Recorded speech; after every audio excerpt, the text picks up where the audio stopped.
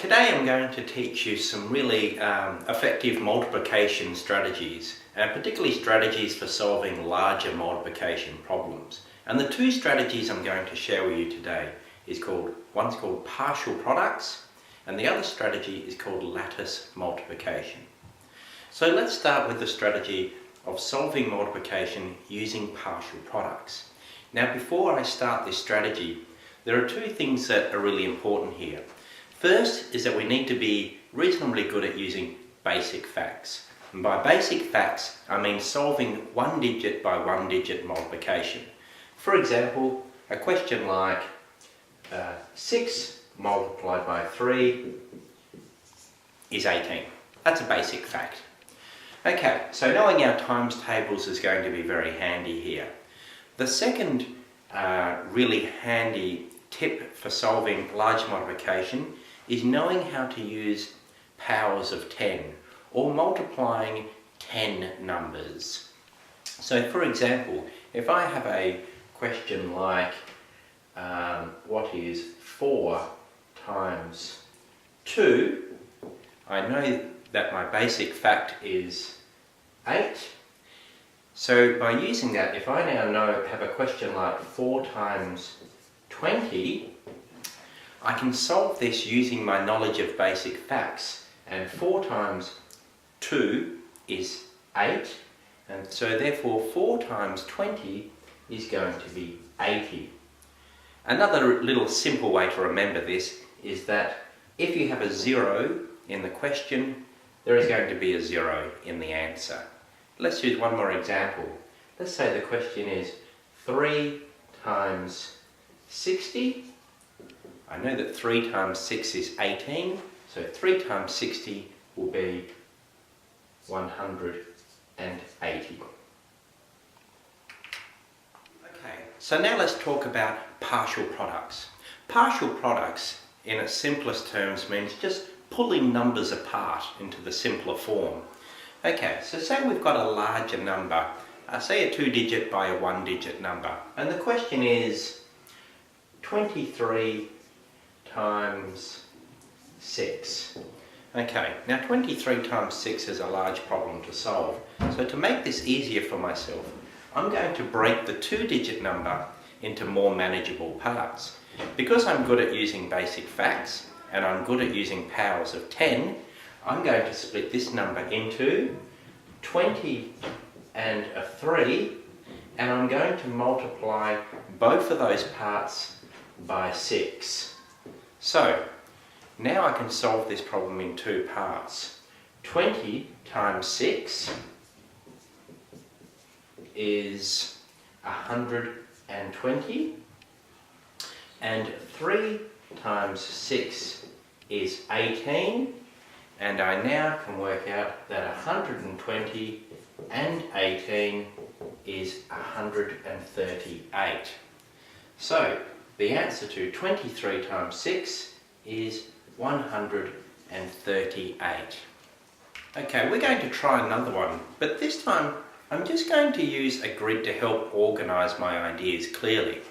So let's assume that the question is 24 times 5.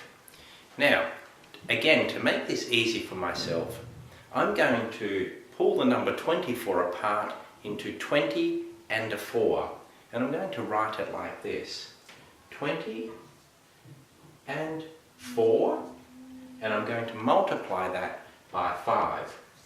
Now, the idea of the grid here is it just helps me to keep track of my calculations so I don't get lost along the way. So 20 times 5 is 100, and 4 times 5 is 20, and if I add these two parts together, 100 plus 20 is 120, and therefore I know my answer to 24 times 5 is 120. Now let's try this with a slightly larger problem. Imagine that the problem is 32 multiplied by 54. So we're going to have more parts to these numbers. So the first thing I'm going to do is I'm going to split 32 up into more manageable pieces.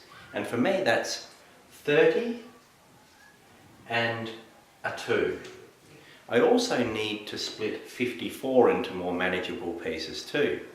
And for me that is a 50 and a 4. Now, because I've split these numbers up twice, I now have 4 parts I need to deal with. And I'm going to deal with those each individually. So first of all, I can now multiply each partial product. I can solve 30 times 50. Now, using my knowledge of powers of 10, I like to think of it as 3 times 5 is 15. There are 2 zeros in the question, so the answer is 1,500. I can now solve 2 times 50, which is 100. 30 times 4 is 120, and 2 times 4 is 8. Now that I've found the sum of all of the multiplied partial products, I can now simply add all the answers up, and I'll get my completed answer. 1,500 plus 100 is 1,600, plus 20 is 1,720, plus 8 is 1,728. And that's my answer to 32 times 54. Okay, now I'm going to demonstrate another really fun method which is called the lattice method. And the lattice method is particularly useful when solving even larger multiplication problems. Now, the trick to the lattice method is it is a way of organising, I guess, your numbers to make the calculations more efficient. So I'll take you through it. Say we have a number like 436 times 53. Now that's a tricky calculation. So how I'm going to solve this is, you can see I've drawn up a grid of boxes. Now each of these sections is going to help me to organise my numbers. So along the top where I have 3 rows, I'm going to put the digits 4, 3, 6, 436. And down my right hand side, I'm going to put the numbers 5 and 3 to represent 53. Now I'm going to divide my boxes like this, diagonally.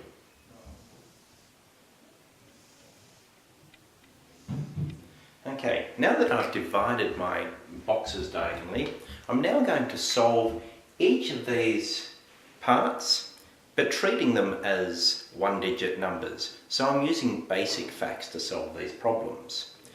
So my first fact is 4 times 5. I know that's 20. So I'm going to fill that into the boxes like this. My second problem is 3 times 5, which is 15, which I'm going to represent like this. 6 times 5 is 30. 4 times 3 is 12. 3 times 3 is 9. Now 9 is a single digit, so I need to put 0 as a placeholder here. 0, 9. And 6 times 3 is 18. Okay, now I have just solved each of those place value parts of that number, treating them individually, almost like single digits. And now that I've done that, I'm going to now add these up in a diagonal way through here. So I'm going to work from right to left. So we have 8, we have 9 and 1 and 0, which is 10. Now I'm going to put my 0 place here, and I'm going to carry that 10 over. We have 5 plus 3 plus 2 plus 1, which is 11. Again, I'm going to put my 1 down and carry that number over. And now I have 1 plus 1 plus 1, which is 3, and 2 up the top. And now if I read my number from left to right, all the way around, I have 23108, which reads as 23,108, and that is the answer to 436. times 53. Okay, let's try another one. Let's assume the question is 419 times 36. Now, that doesn't look like a particularly fun problem to solve. There's some big numbers there. So I'm going to make this much more simple for myself. So using my lattice grid here, I'm going to divide these squares up, put my diagonals, which in a sense creates my place value, and now I'm going to write those numbers in. 419 multiplied by 36, and I'm now going to treat each of those digits individually. So 4 times 3 is 12. 1 times 3 is 3, or 03. 9 times 3 is 27. 4 times 6 is 24. 1 times 6 is 6, or 06. And 9 times 6 is 54. Now, I'm going to add these numbers up using my diagonals.